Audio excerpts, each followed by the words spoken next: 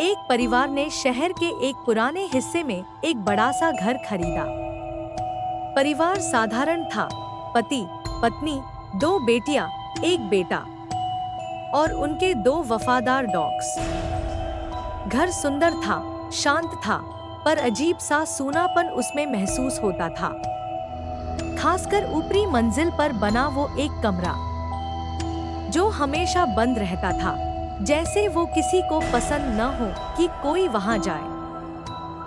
पहले ही दिन डॉग्स जैसे ही ऊपर गए, वो एकदम ठिठक गए। फिर अचानक वो भौंकने लगे, छत की तरफ, दरवाजे की तरफ, और फिर डर के मारे नीचे भाग आए।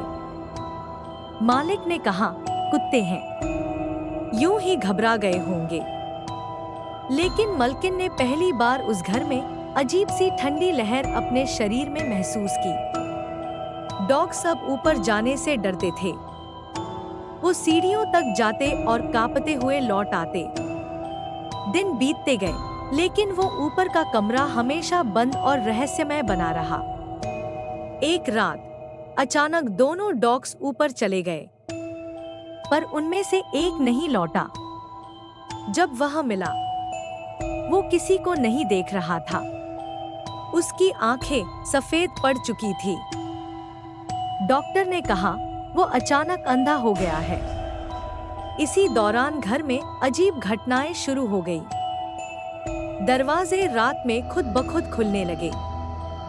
दीवारों से खरोंचने की आवाजें आने लगी। बच्चे आधी रात में चीख कर उठ जाते। मम्मी, कोई हमारे कमरे में था। कोई लड़की हमें देख रही थी।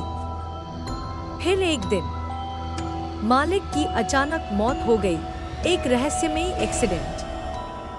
डॉक्टर्स भी नहीं समझ पाए ऐसा कैसे हुआ। अब घर की मलकिन पूरी तरह डर चुकी थी। उसे महसूस हो गया था कि वो ऊपर वाला कमरा खाली नहीं है, पर डर से वो अब तक चुप थी। वो महिला जो कभी बहुत धार्मिक थी, उसने 10 साल पहले पूजा पाठ छोड़ दिया था। पर अब बच्चे बीमार रहने लगे, डॉग्स भी मरने लगे और घर की हवा में घुटन बसने लगी।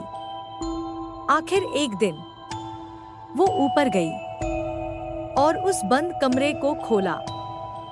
कमरा सड़ांध और धुएं से भरा था। दीवारों पर खून से बने अजीब निशान थे और कोने में बैठा था एक झुलसा हुआ, आधा जल चुका शरीर जो उसे घूर रहा था। मलकिन कांप गई, पर हिम्मत करके वहीं बैठकर मंत्र पढ़ने लगी, पूजा करने लगी। धीरे धीरे वह साया तड़पने लगा। मंत्रों की आवाजें गूंजने लगी। शंख और घंटियों की ध्वनि से पूरा कमरा थरथराने लगा।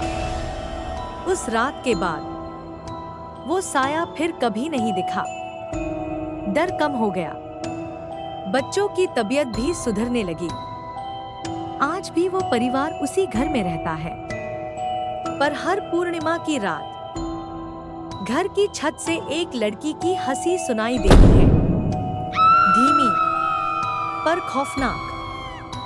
सीख, कुछ आत्माएं बस शांति नहीं चाहती, वो किसी के डर में जीना चाहती हैं।